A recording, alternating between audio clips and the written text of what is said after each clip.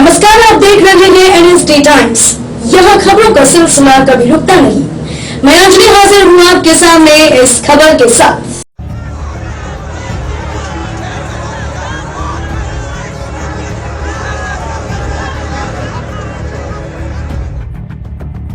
ये तस्वीरें देखिए, बिल्कुल सही सोच रहे हैं आप। ये अखिलेश यादव ही हैं, जो एक समय यूपी के मुखिया हुआ करते थे। प्रदेश में उनकी सरकार थी। लेकिन इस वीडियो को देखकर आप भी ये जरूर सोच रहे होंगे कि आखिर ऐसा क्या हुआ जो सपा के मुखिया दीवारों को फांद गए।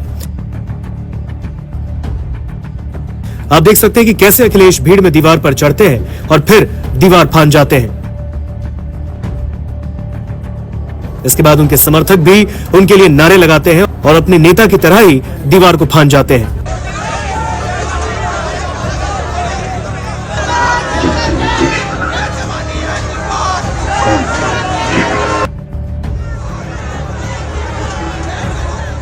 चलिए आपको पूरा मामला बताते हैं। सपा अध्यक्ष अखिलेश यादव लोकनायक जयप्रकाश की जयंती के मौके पर JPNIC में उनकी प्रतिमा पर माल्यार्पण करने के लिए गए। उन्हें रोकने के लिए गेट पर ताला लगा दिया गया और लोहे की चादर से रास्ता रोक दिया गया। अखिलेश जब अपने समर्थकों के साथ पहुंचे तो वहां मौजूद सुरक्षा कर्मियों ने उन्हें अंदर जाने की अनुमति नहीं दी, जिससे वो आक्रोशित हो गए और गेट फांदकर अंदर की तरफ कूद गए। ये देखकर वहां मौजूद सुरक्षा कर्मियों के भी पसीने छूट गए। अखिलेश के गेट फांदकर अंदर कूदने के बाद सपा कार्यकर्ता भी गेट पर चढ़े और अंदर चले गए। सारी सुरक्षा व्यवस्था धरी की धरी रह गई। परिसर के अंदर अखिलेश यादव ने लोकनायक जयप्रकाश की प्रतिमा पर माल्यार्पण किया और वापस आ गए। गेट फांदते हुए उनकी तस्वीरें सोशल मीडिया पर वायरल हो रही है। अखिलेश यादव के तेवरों ने वहां मौजूद सपाइयों को जोश से भर दिया। बाहर आकर मीडिया से बातचीत में अखिलेश काफी गुस्से में दिखे और कहा, सरकार तानाशाही कर रही है। ये पहली बार नहीं है जब मैं यहाँ माल्यार्पण के लिए आया, हर साल आता हूँ और अब मुझे अंदर जाने की अनुमति नहीं दी गई। उन्होंने कहा कि जयप्रकाश ने तत्कालीन सत्ता के खिलाफ संपूर्ण क्रांति का नारा दिया। क्या हमें भी माल्यार्पण के लिए जयप्रकाश नारायण जी की तरह संपूर्ण क्रांति का आह्वान करना पड़ेगा? अगर भाजपा को यही मंजूर है तो यही सही। सपा सुप्रीमो का ये बयान सुनिए। जयप्रकाश जी को संपूर्ण क्रांति के नायक के जन नायक नेता के लिए हर वर्ष हम लोग आज की तारीख में आते थे और ये कोई पहली बार नहीं है कि इस JP समाजवाद म्यूजियम में हम लोग माल्यार्पण करने पहली बार आ रहे हों। लेकिन पता नहीं सरकार टीन की शेड लगा करके, टीने लगा करके, दरवाजा बंद कर करके, ताला लगा करके पता नहीं क्या बताना चाहती थी।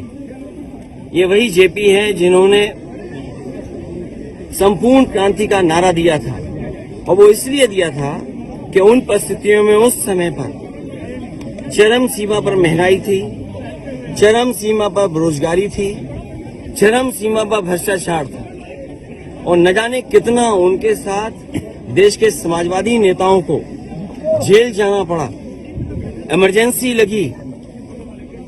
और जिस समय वो PGI अस्पताल में थे उस समय जो उन्होंने जेल डायरी लिखी उसमें लिखा कि मैं कैसे सोच सकता हूं एक लोकतांत्रिक देश में इमरजेंसी लग जाएगी। उसमें न जाने कितने लोगों को जेल भेजा गया, कई लोग कई वर्षों रहे और उस पीड़ा को, उस तकलीफ और परेशानी को जीवन भर नहीं भूल पाए। लेकिन जो नारा दिया था संपूर्ण क्रांति का, जो जगाने का काम किया था, उसने परिवर्तन लाने का काम हुआ और किया जनता ने। जनता की शक्ति के सामने सरकार की शक्ति का कुछ असर नहीं है। मुझे दुख इस बात का है कि पुलिस लगा करके यहाँ रोक रहे हैं। श्री अखिलेश यादव जी, जब कोई प्रतिष्ठान का निर्माण का कार्य चल रहा हो और उसमें कोई इस प्रकार से कार्यक्रम करने की अनुमति ना मिली हो, उत्तर प्रदेश के पूर्व मुख्यमंत्री रहते हुए नौटंकी करने गए थे। आज वो ये बतावें कि उस कांग्रेस की गोद में क्यों बैठे हुए हैं। JP जी के चरणों में उनको श्रद्धांजलि अर्पित करने का भी नैतिक अधिकार नहीं है अगर वो कांग्रेस की गोद में बैठे, जिसने देश में आपातकाल थोपने का काम किया है, लोकतंत्र की हत्या करने का काम किया है और इस प्रकार की चीजों को कोई महत्व नहीं। सर, जिस तरह से अब ये विश्वेश्वरैया हाल बंद होता और यहाँ अनुमति हमारे लोकतंत्र सेनानियों के सम्मेलन की नहीं होती तो यहाँ ये लोग कैसे आते? तोड़ के आएंगे क्या? नहीं आ सकते। तो श्री अखिलेश यादव जी, इतनी समझ होनी चाहिए, सरकार के मुखिया रहे हैं, कि अगर अनुमति मिलती तो जाते आराम से, नहीं मिली थी तो बढ़िया अपने कार्यालय में मनाते। लेकिन वो मनाने का अधिकार उनको नैतिक रूप से है ही नहीं, क्योंकि आपातकाल के खिलाफ लड़ाई लड़ने वाले उनकी विचारधारा के विरुद्ध कांग्रेस की गोद में एक समाजवादी पार्टी और श्री अखिलेश यादव जी बैठ गए हैं, इसलिए उनको यह लड़ाई लड़ने का नैतिक अधिकार नहीं। सर, अखिलेश यादव ने ये बात भी कही कि भारतीय है वो महापुरुषों के लिए कोई काम नहीं करना चाहती है, इस तरह की भी बातें उन्होंने। देखिए, श्री अखिलेश यादव जी सत्ता के बिना मतलब एकदम बेचैन है और वो प्रदेश की सत्ता उनके हाथ से चली गई है, देश की सत्ता उनके हाथ में आने वाली नहीं है, तो कुछ देर आप लोग दिखाते रहो, इसलिए इस तरह के नाटक करते हैं। सर, आखिरी समाजवादी पार्टी को अराजकता गुंडई पसंद है। आज समाजवादी पार्टी के राष्ट्रीय अध्यक्ष के आचरण से सिद्ध हो गया है। जिस ढंग से दीवार कूद करके, दीवार फांद करके वहां जाकर के उन्होंने माल्यार्पण किया है, जिस बिल्डिंग को एलडीए ने, विकास प्राधिकरण ने सील करके रखा था, उनको कानून से कोई मतलब नहीं है। कानून के आसपास भी गुजरना नहीं चाहते। हमेशा कानून तोड़ करके अराजकता फैलाना समाजवादी पार्टी का पुराना सगल रहा है। अगर इसी ढंग से अच्छा कूदना समाजवादी पार्टी के राष्ट्रीय अध्यक्ष महोदय जानते हैं तो उनको एशियन गेम्स में जाकर के भारत के लिए कुछ और मेडल लाने पर काम करना चाहिए था। फिर क्या, अब इसे लेकर समाजवादी पार्टी के सांसद और अखिलेश यादव की पत्नी मोर्चा संभालते हुए नजर आई। उन्होंने अखिलेश के इस कारनामे को अच्छा बताया और कहा कि भारतीय जनता पार्टी को डर है कि आने वाले समय में उसके इन कारनामों की वजह से सरकार जा सकती है। समझती हूँ जब से अखिलेश जी ने अलायंस की बात करी है और ये अलायंस इंडिया ब्लॉक अलायंस के साथ साथ जब से पिछड़ा, दलित और अल्पसंख्यक जो बहुत ही मजबूत अलायंस है इसकी बात करी है, तब से भाजपा वाले थोड़ा सा अपने आप को कमजोर महसूस कर रहे हैं और इसी के चलते आदरणीय मौर्य जी ने ये बयान दिया है, केशव प्रसाद मौर्य जी ने, और मैं पूछना चाहती हूँ केशव प्रसाद मौर्य जी से कि वो महिलाओं आरक्षण बिल में उनकी क्या सोच है।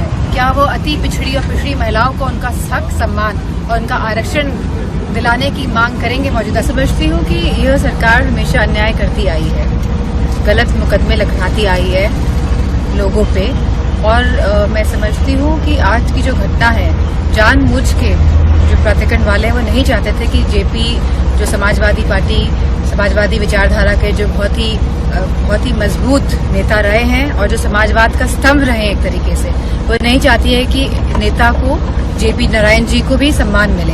तो मैं समझती हूँ पूरी प्रक्रिया जो करी गई है सरकार द्वारा, ये इसी मंशा से करी गई है और सम्मान देने का काम समाजवादी पार्टी जाके करना चाहती थी।